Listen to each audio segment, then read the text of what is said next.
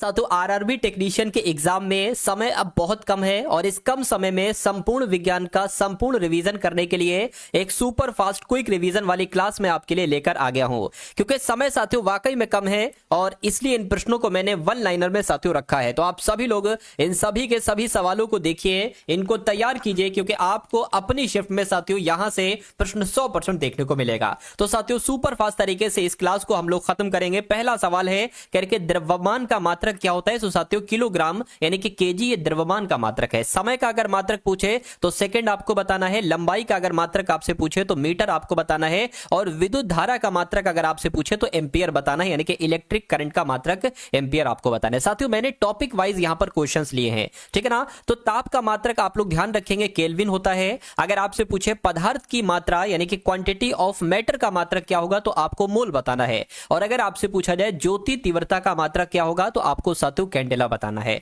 ठीक है ना। उसके बाद देखिए विज्ञान के रूप में जीव विज्ञान का अध्ययन किस महान यूनानी दार्शनिक के द्वारा पौधों तथा पशुओं के अध्ययन से शुरू हुआ। तो मैं कहूंगा अरस्तु आपका जवाब हो जाएगा। और ये क्वेश्चन भी साथियों बहुत इंपॉर्टेंट है आपके लिए। विज्ञान के रूप में जीव विज्ञान का अध्ययन किस महान यूनानी दार्शनिक के द्वारा पौधों और पशुओं के अध्ययन से शुरू हुआ तो अरस्तु साथियों यहां पर आपका राइट आंसर हो जाएगा। अगर जंतु विज्ञान यानी कि जूलॉजी के या जूलॉजी के पिता आपसे पूछा जाए तो अरस्तु आपको बताना है। या बायोलॉजी शब्द का प्रयोग सबसे पहले किस वैज्ञानिक ने किया था तो मैं कहूंगा 1802 में किया गया था बायोलॉजी शब्द का प्रयोग सबसे पहले, और लैमार्क और ट्रेविरेनस ने किया था। इनका नाम आप लोग ध्यान रखेंगे। साथियों यहां पर मैं आपको बता देता हूं कुछ आपके लिए कुछ खास चीज है साथियों, वो मैं आपको बता देता हूं। देखिए चलिए तो अब साथियों हम लोग बढ़ते हैं अगले नंबर के सवाल की तरफ। यह सवाल हो चुका था कि बायोलॉजी शब्द का प्रयोग सबसे पहले किसने किया तो लैमार्क और ट्रेविरेनस ने किया। अगर आपसे पूछा जाए वनस्पति विज्ञान यानी कि बॉटनी का जनक किसे कहा जाता है तो थियोफ्रेस्टस को कहा जाता है। उसके बाद देखिए आधुनिक वनस्पति विज्ञान यानी कि मॉडर्न बॉटनी का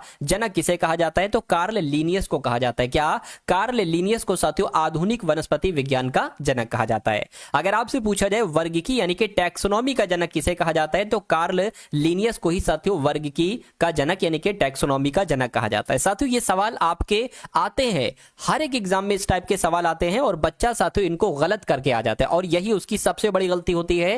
यानी कि अगर आप आसान क्वेश्चंस को गलत करके आ रहे हो तो आपका सिलेक्शन नहीं हो सकता। आपको पकड़ बनाना है अपने आसान क्वेश्चंस पर और मॉडरेट क्वेश्चंस पर। भले जो 10 से 15% आपके जो हार्ड क्वेश्चंस आए उनको अगर छोड़ दो तो उनसे कभी किसी का सिलेक्शन नहीं रुकता है साथियों आरआरबी टेक्नीशियन में। तो मैं कहूंगा इन सभी सवालों को आप देखिएगा और अपने एग्जाम को क्रैक करिएगा। देखिए जीवाश्मिकी का जनक अगर आपसे पूछे तो जॉर्ज कुवियर आपको बताना है, जॉर्ज कुवियर। चलिए साथियों अगर आपने अभी तक हमारी इस वीडियो को लाइक नहीं किया तो मैं रिक्वेस्ट करूंगा कि वीडियो को लाइक कर दीजिए और अगर चैनल पर नए हैं तो अपने सिलेक्शन के लिए देखिए जब आपका सिलेक्शन हो जाए ना तो अनसब्सक्राइब कर देना, कोई दिक्कत नहीं। लेकिन अभी आपको एग्जाम से पहले पहले जो वीडियोस दी जाएंगी, जो क्लासेस दी जाएंगी वो कंटेंट को पढ़िए, क्योंकि कंटेंट आपका वही आपके एग्जाम में आएगा। क्योंकि चुनिंदा चीजें मैं आपको पढ़ा रहा हूं, बहुत अधिक नहीं पढ़ा रहा हूं। मैं नहीं चाहता कि एग्जाम के अब कम समय है तो बहुत ज्यादा बर्डन आप पर डाल दूं। तो वही चीजें साथियों पढ़ा रहा हूं जो एक्सपेक्टेड है, जो संभावित है, जो आपके एग्जाम में पूछी जाएंगी। चलिए तो हमारा शरीर जिन अनेक छोटी छोटी इकाइयों से निर्मित है उसको क्या कहा जाता है, उसको कोशिका कहा जाता है, यानी कि उसको सेल कहा जाता है। अगला सवाल देखिए, कहा जा रहा है कि जीव शरीर की रचनात्मक, क्रियात्मक तथा आनुवंशिक इकाई को क्या कहा जाता है, इसको भी साथियों कोशिका कहा जाता है। बस क्या देखिए फर्क क्या होगा, मैंने आपका ये क्वेश्चन आपके एग्जाम में आएगा, 4 ऑप्शन आपके सामने आएंगे ए बी सी डी, किसी ऑप्शन में साथियों ये कोशिका लिखा होगा, बाकी 3 ऑप्शन में कुछ और होगा। तो बस मैं आपको क्वेश्चन दिखा रहा हूं और राइट आंसर दिखा रहा हूं, बाकी एग्जाम में 3 और ऑप्शन इसके साथ में होंगे, लेकिन आपको चयन उसका करना है जो राइट आंसर आपका होगा। चलिए भाई उसके बाद देखिए कह रहे कि सन 1665 में किसने मधुमक्खी के छत्ते जैसी संरचना की खोज की और कोशिका नाम दिया तो रॉबर्ट हुक ने साथियों कोशिका की खोज की। अगर आपसे पूछा जाए रॉबर्ट कोशिका की खोज किसने की तो रॉबर्ट हुक ने की। या ऐसे पूछा जाए कि 1665 में किसने मधुमक्खी के छत्ते जैसी संरचना की खोज की, कोशिका इसको नाम दिया तो रॉबर्ट हुक आपको बताना है, जैसे भी आपसे एग्जामिनर पूछे।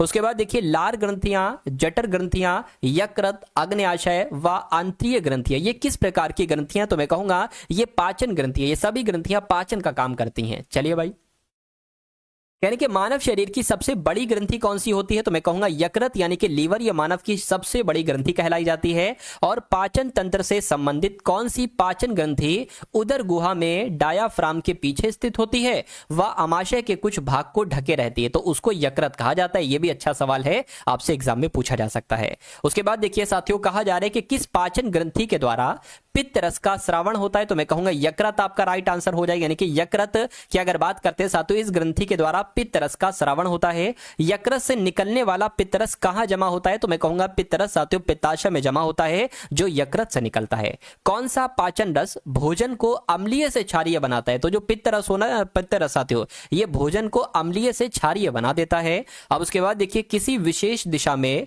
वस्तु की स्थिति में परिवर्तन को क्या कहा जाता है? तो इसको ही तो साथियों विस्थापन कहा जाता है। किसी विशेष दिशा में वस्तु की स्थिति में परिवर्तन को क्या कहा जाता है? विस्थापन कहा जाता है। विस्थापन किस प्रकार की राशि है? अगर आपसे एग्जाम में पूछे तो ये अदिश राशि नहीं है, बल्कि ये सदिश राशि है। ठीक है, वस्तु की प्रारंभिक और अंतिम स्थितियों के बीच की जो न्यूनतम दूरी होती है उसको क्या कहा जाता है? उसको साथियों विस्थापन का परिणाम कहा जाता है। क्या कहा जाता है? उसको विस्थापन का परिणाम कहा जाता है। यह भी आपको मालूम होना चाहिए।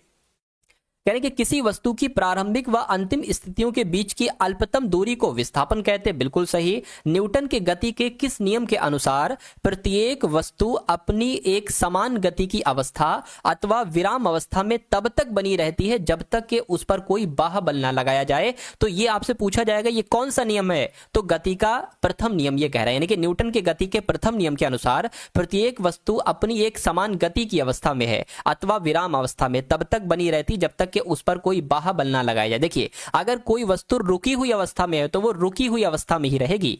अगर कोई वस्तु गतिमान अवस्था में है तो वो गतिमान अवस्था में ही रहेगी। तो ये गति का प्रथम नियम एक तरीके से इसके अकॉर्डिंग ये होता है। किस प्रकार का जड़त्व किस प्रकार का जड़त्व किसी वस्तु की विराम अवस्था में होने वाले परिवर्तन का विरोध करता है? तो विराम का जड़त्व कहते हैं। यानी कि किसी प्रकार का जड़त्व किसी वस्तु की विराम अवस्था में होने वाले परिवर्तन का विरोध करता है तो विराम का जड़त्व उसे कहा जाता है। यानी कि जब रुकी हुई बस अचानक चलना शुरू कर देती है तो किसकी वजह से? बस में खड़े व्यक्ति को पीछे की ओर झटका लगता है, तो इसी को साथियों विराम जड़त्व कहा जाता है। क्या? इसी को साथियों विराम जड़त्व कहा जाता है। यानी कि किस जड़त्व के कारण पेड़ को हिलाने पर पत्तियां व फल पेड़ की डाल से गिर जाता है? तो इसको भी, ये भी किस वजह से होता है? विराम जड़त्व। क्योंकि वो विराम रुकी हुई अवस्था में और एकदम उसको चला दिया गया, इस वजह से साथियों। ठीक है ना। जैसे कि एक और एग्जांपल देख लेंगे कि एक छड़ी से गर्म कंबल को पीटने पर किस जड़त्व के कारण, मैं कहूंगा विराम जड़त्व के कारण, इस कंबल के अंदर जो स्थित धूल के कण है वो गिरने लगते हैं। आपने भी देखा होगा कोई कंबल है, इस पर जब कोई लाठी है, कोई स्टिक है, कोई मारो तो जो इसके अंदर धूल होती है ना वो एकदम निकलने लगती है। चलिए, तो ये क्यों होती है? ये विराम जड़त्व के कारण होती है। मैं उम्मीद करता हूं ये चीजें आप लोग समझ चुके होंगे। साथियों, धीरे धीरे मैं लेवल उठाऊंगा, आपका विज्ञान का धीरे धीरे लेवल उठाऊंगा। चलिए, यानी कि किस प्रकार का जड़त्व किसी बाह्य बल की अनुपस्थिति में किसी वस्तु की गति की अवस्था में होने वाले परिवर्तन का विरोध करता है? तो इसको गति का जड़त्व कहते हैं। अभी था विराम का जड़त्व, अब यह है गति का जड़त्व। यानी कि किस प्रकार का जड़त्व? तो गति का जड़त्व किसी बाह्य बल की अनुपस्थिति में, जब कोई बाह्य बल साथियों, ठीक है ना, बाह्य बल एक तरीके से जब नहीं लगता है ना, तो किसी वस्तु की गति की अवस्था में होने वाले परिवर्तन का विरोध एक तरीके से गति का जड़त्व कहलाया जाता है। उसके बाद देखिए अगला सवाल है, किस प्रकार का जड़त्व किसी बाह्य बल की अनुपस्थिति में किसी वस्तु की अवस्था में होने वाले परिवर्तन का विरोध करता है? तो यह साथियों गति का जड़त्व कहलाया जाता है। यानी कि किस जड़त्व, दूसरा एग्जाम्पल है ये गति के जड़त्व का, किस जड़त्व के कारण चलती हुई बस या रेल से उतरने वाला व्यक्ति आगे की ओर गिर पड़ता है यदि वह रेल या बस के साथ बस की दिशा में कुछ दूर ना भागे? अगर ना भागे ना साथियों तो वो गिर जाता है। क्यों? क्योंकि गति का जड़त्व लगा हुआ होता है। किस बल के कारण ऊपर फेंका गया पत्थर धरती पर वापस आता है? तो ये गुरुत्वाकर्षण बल की वजह से साथियों धरती पर चीजें वापस आती हैं। तो कुल मिला के आंसर आपका जो जाएगा वो ऑप्शन तो है नहीं साथियों। उसके बाद देखिए नेक्स्ट नंबर का सवाल है, आपकी स्क्रीन पर साथियों इस सवाल को देखिए। कह रहे कि किस बल के कारण उपग्रह ग्रहों के और ग्रह सूर्य के चक्कर लगाते हैं? तो यह काम भी गुरुत्वाकर्षण बल की वजह से होता है। किस बल के कारण आकाश गंगा के 150 अरब से भी ज्यादा तारे एक व्यवस्था में बने हुए हैं? तो यह काम भी गुरुत्वाकर्षण बल की वजह से होता है। उसके बाद देखिए, एक गणितीय नियम के जरिए किसने बताया कि विशाल पिंडों के गुरुत्वाकर्षण का प्रभाव अनंत दूरियों तक रहता है? तो यह किसने बताया साथियों? न्यूटन साहब ने यह बताया। उसके बाद बाद देखिए न्यूटन से कई शताब्दी पहले किस देश में गुरुत्वाकर्षण सिद्धांत की उत्पत्ति हो चुकी थी? तो अपने भारत में साथियों गुरुत्वाकर्षण सिद्धांत की उत्पत्ति हुई थी। उसके बाद देखिए किस भारतीय विद्वान ने अपने ग्रंथ सिद्धांत शिरोमणि में लिखा था कि पृथ्वी अपने गुरुत्वाकर्षण के कारण सब चीजों को अपनी ओर खींचती है? तो किस भारतीय विद्वान ने अपने ग्रंथ में लिखा था? साथियों भास्कराचार्य ने यह बात लिखी थी अपने ग्रंथ शिरोमणि में। ये आप लोग यहां पर ध्यान रखेंगे। उसके बाद देखिए जो स्थान घेरता है तथा जिसमें भार होता है उसको क्या कहा जाता है? उसको द्रव्य कहा जाता है, उसको पदार्थ कह सकते हैं, उसको मैटर कह सकते हैं। अगला सवाल देखिए कह रहे द्रव्य किन तीन अवस्थाओं में पाए जाते हैं? तो साथियों ठोस में, द्रव में और गैस में। द्रव्य की चौथी अवस्था किसको कहा जाता है? तो प्लाज्मा को कहा जाता है। यह भी सवाल आपसे कई बार पूछा जा चुका है। अब उसके बाद देखिए साथियों नेक्स्ट नंबर का सवाल है आपकी स्क्रीन पर, पूछा आपसे जा रहा है पदार्थ की पांचवी अवस्था किसे माना गया है? तो साथियों किसे माना गया है? बोस आइंस्टाइन कंडेंसेट को माना गया। किसको साथियों माना गया है? बोस आइंस्टाइन कंडेंसेट को माना गया है। ये आप लोग ध्यान रखेंगे। अगला सवाल, द्रव की वो अवस्था क्या कहलाती है जिसमें उसका आकार और आयतन निश्चित होता है? तो साथियों वो ठोस होता है। ठोस की अगर बात करें इसमें आकार और आयतन दोनों निश्चित होते हैं। उसके बाद देखिए द्रव की वह अवस्था को क्या कहा जाता है जिसमें उसका आयतन तो निश्चित होता है लेकिन आकार उस पात्र के आकार जैसा हो जाता है, तो उसको क्या कहा जाता है? उसको वो द्रव होता है, द्रव।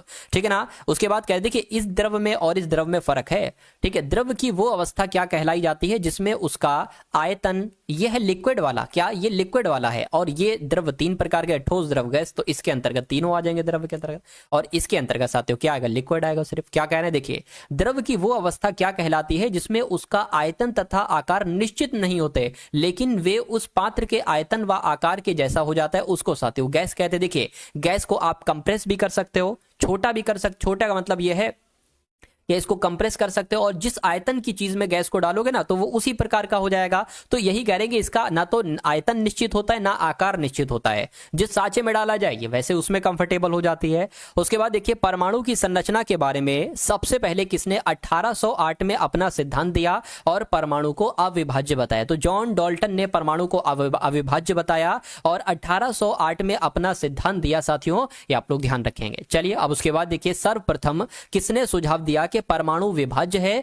तथा आवेशित कणों से मिलकर बना है? तो यह बात किसने कही थी? जे थॉमसन ने कही थी। उसके बाद देखिए सबसे पहले किसने परमाणु की संरचना का एक प्रारूप दिया था? तो अर्नेस्ट रदरफोर्ड इनका नाम है और इन्होंने सबसे पहले परमाणु की संरचना का एक प्रारूप दिया था। उसके बाद देखिए परमाणु किन तीन मूल कणों से मिलकर बने होते हैं? तो परमाणु इलेक्ट्रॉन, न्यूट्रॉन और प्रोटॉन से साथियों मिलकर बने होते हैं। उसके बाद देखिए सबसे पहले किसके परमाणु मॉडल प्रकाश में आए? प्रोटीन की व्यवस्था समझने में असफल रहे? तो मैं कहूंगा थॉमसन और रदरफोर्ड आपका जवाब हो जाएगा। ठीक है ना। तो सबसे पहले थॉमसन और रदरफोर्ड के परमाणु मॉडल प्रकाश में आए, प्रोटॉन की व्यवस्था समझाने में असफल रहे थे।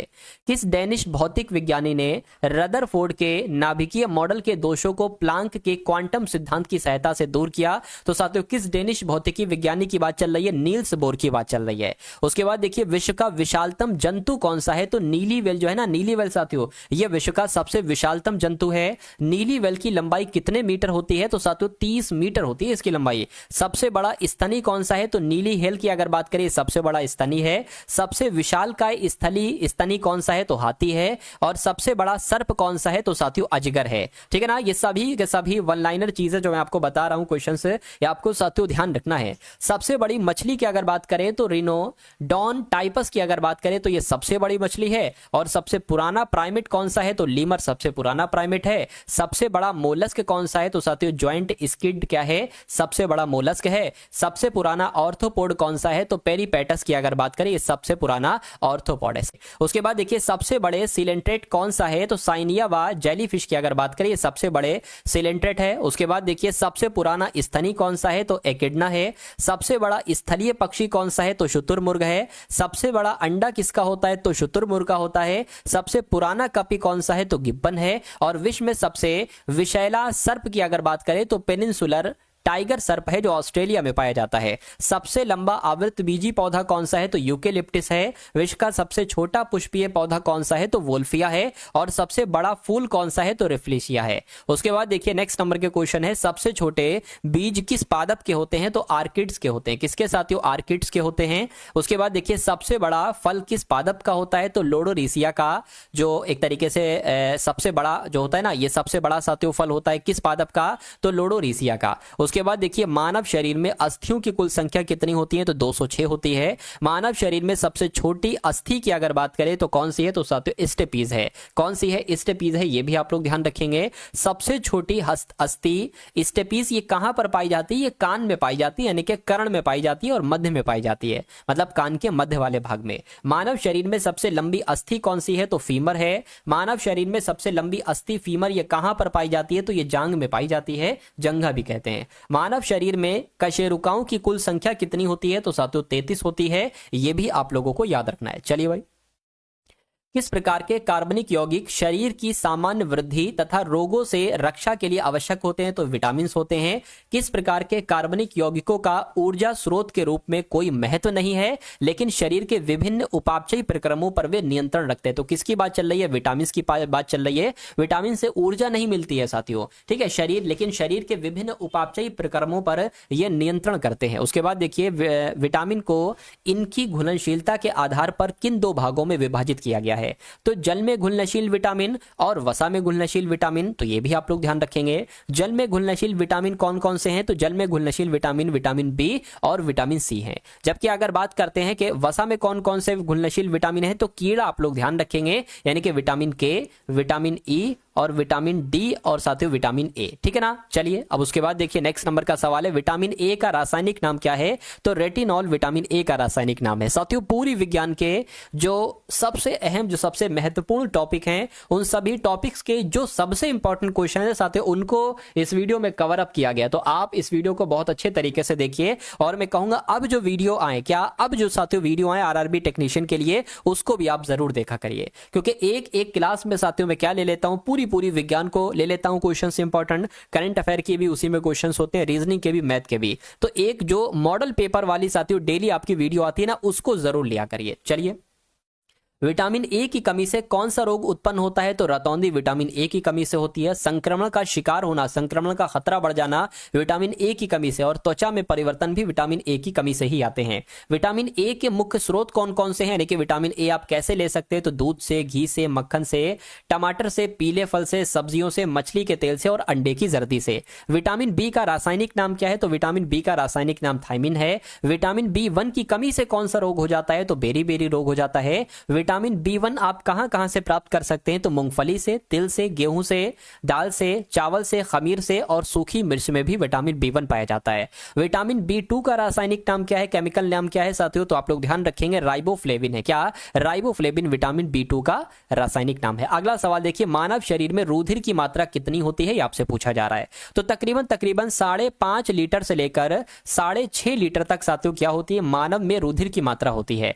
मानव शरीर में रुधिर की मात्रा शरीर के भार का लगभग कितने फीसदी होती है, तो 7%, 7% होती है, ये हम लोग यहां पर कह सकते हैं। यानी कि अगर किसी का वजन 100 किलो है सपोज दैट, तो उसके पास 7 लीटर क्या होगा, ब्लड होगा। उसी प्रकार साथियों किसी का वजन कितना है, तो 50 किलो वजन तो बहुत कम होता है, तो वही लगभग 3.5-4 किलो के आसपास उसका होना चाहिए। लेकिन कोई अगर है तो तकरीबन वो 70 केजी के आसपास का है, तो नॉर्मल उसका वेट 65 से 70 कहलाएगा, और नॉर्मल ये आपका कहलाएगा। चलिए अब उसके बाद देखिए, मानव रुधिर का पीएच मान कितना होता है, तो 7.4 मानव रुधिर का पीएच मान होता है।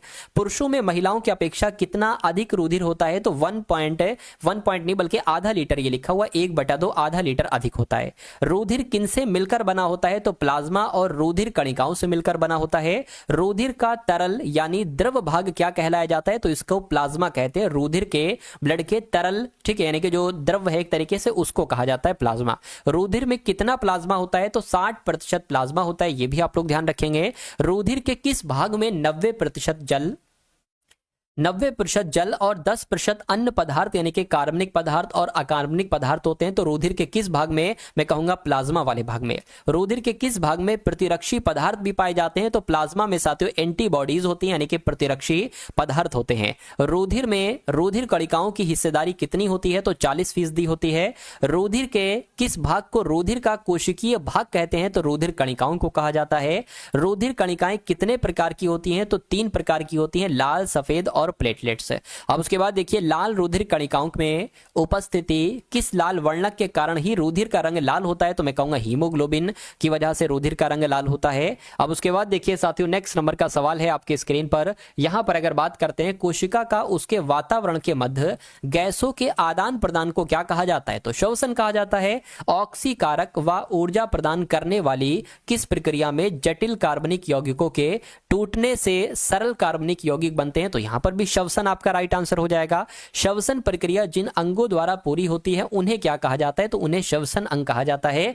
मनुष्य, मेंढक, पक्षी, छिपकली, पशु आदि में श्वसन अंग कहां से होता है, तो फेफड़ों से साथियों श्वसन होता है। ये भी आप लोग ध्यान रखेंगे इन सभी में। चलिए उसके बाद देखिए साथियों 1902 में किसने एक मरीज की गृहिणी से पहला हार्मोन खोजा था, तो किसने ये काम किया था, स्टार्लिंग बेलिस ने ये काम किया था। स्टार्लिंग व बेलिस द्वारा खोजा गया पहला हार्मोन कौन सा था साथियों, तो सिक्रेटिन था। क्या सिक्रेटिन था, ये भी आप लोगों को याद रखना है। 1905 में किसने हार्मोन शब्द दिया, तो साथियों स्टार्लिंग ने 1905 में हार्मोन शब्द दिया। आंसर आपका हार्मोन हो जाएगा, हार्मोन ने स्टार्लिंग हो जाएगा। मनुष्य में कुल कितनी अंतःस्रावी ग्रंथियां पाई जाती हैं, तो 9 अंतःस्रावी ग्रंथियां पाई जाती हैं। किस अंतःस्रावी ग्रंथि को मास्टर ग्रंथि कहा जाता है, तो पिट्यूटरी ग्रंथि को साथियों मास्टर ग्रंथि कहा जाता है। सबसे बड़ी अंतःस्रावी ग्रंथि कौन सी है, तो साथियों थायराइड की अगर बात करें यही सबसे बड़ी अंतःस्रावी ग्रंथि है। सबसे छोटी अंतःस्रावी ग्रंथि कौन सी है, तो साथियों पिट्यूटरी है। और किस अंतःस्रावी ग्रंथि को आकस्मिक ग्रंथि भी कहा जाता है, तो एड्रिनल को आकस्मिक ग्रंथि भी कहा जाता है। आप लोग यहां पर याद रखेंगे। चलिए टिटनेस से शरीर का कौन सा अंग प्रभावित होता है, तो तंत्रिका तंत्र और मांसपेशियां प्रभावित होती हैं टिटनेस से। हैजा यानी कि कॉलरा किस जीवाणु से होता है, तो विब्रियो कॉलरी से होता है। ये भी आप लोग यहां पर याद रखें। उसके बाद देखिए साथियों चंद मिनट की अब क्लास बची है। देखिए हैजा से शरीर का कौन सा अंग प्रभावित होता है, तो आंत और आहार नाल होता है। आंत और आहार नाल होता है। टिटनेस की बात करें तो तंत्रिका तंत्र और मांसपेशियां, और अगर हैजे की बात करें तो आंत और आहार नाल प्रभावित होता है। उसके बाद देखिए साथियों कॉरिनी बैक्टीरियम डिप्थीरी कौन से अंग का रोग है, तो ये डिप्थीरिया का रोग है। डिप्थीरिया से शरीर का कौन सा अंग प्रभावित होता है, साथियों श्वास नली प्रभावित होती है। काली खांसी किस जीवाणु से होती है, तो बेसिलिस पर्ट्यूसिस से होती है। साथियों काली खांसी आप लोग याद रखेंगे। काली खांसी से शरीर का कौन सा अंग प्रभावित होता है, तो श्वसन तंत्र साथियों प्रभावित होता है। ट्रिपोनेमा पैलिडम कौन सा रोग है, तो ये सिफिलिस साथियों रोग है। उसके बाद देखिए सिफिलिस से शरीर का कौन सा अंग प्रभावित हो जाता है, तो जनन अंग, मस्तिष्क और तंत्रिका तंत्र प्रभावित हो जाता है सिफिलिस से। उसके बाद देखिए नाइसेरिया गोनोरी नाइसेरिया से कौन सा रोग होता है, तो साथियों गोनोरिया नाम का रोग हो जाएगा। उसके बाद देखिए अगला सवाल है, कह रहे कि कोक्सीलिया बर्नेटी से कौन सा रोग होता है, तो क्यू फीवर होता है। उसके बाद देखिए पास्ट्यूरेला पेस्टिस से कौन सा रोग होता है, तो प्लेग नाम का रोग होता है। और चेचक किस विषाणु से होता है, तो वेरियोला वायरस से होता है। चेचक से शरीर का कौन सा अंग प्रभावित होता है, तो पूरा शरीर प्रभावित होता है साथियों चेचक से। माता यानी कि चिकन पॉक्स किस विषाणु से होता है, तो वेरिसेला वायरस से होता है। आप लोग ध्यान रखेंगे। माता से शरीर का कौन सा अंग प्रभावित होता है, तो संपूर्ण शरीर। और गलसोत किस विषाणु से होता है, तो मम्स वायरस से होता है। गलसोत से शरीर का कौन सा अंग प्रभावित होता है, तो पैरोटिड ग्रंथि प्रभावित होती है। चलिए साथियों इतने ही क्वेश्चन है जो आपके सामने। खसरा किस विषाणु की वजह से होता है, ये भी आप लोग ध्यान रखेंगे। मोरबिली वायरस की वजह से खसरा हो जाता है। खसरा से शरीर का कौन सा अंग प्रभावित होता है, तो इससे भी संपूर्ण शरीर प्रभावित होता है। और पोलियो किस विषाणु से होता है, तो पोलियो वायरस से ही पोलियो विषाणु होता है साथियों। ये भी आप लोग यहां पर याद रखेंगे भाई। बहुत बढ़िया, वेरी गुड क्लास। साथियों कैसी लगी आपको ये क्लास, एक बार कमेंट करके आप लोग जरूर बताइएगा। चैनल पर अगर नए हैं तो मैं कहूंगा चैनल को साथियों सब्सक्राइब कर लीजिए। भले आरआरबी टेक्नीशियन अपनी शिफ्ट के बाद आप अनसब्सक्राइब कर दें, लेकिन अभी के लिए साथियों सब्सक्राइब कर लीजिए, क्योंकि ऐसा कंटेंट मैं आपको देने वाला हूं जो आपको पूरे यूट्यूब पर कहीं नहीं मिले।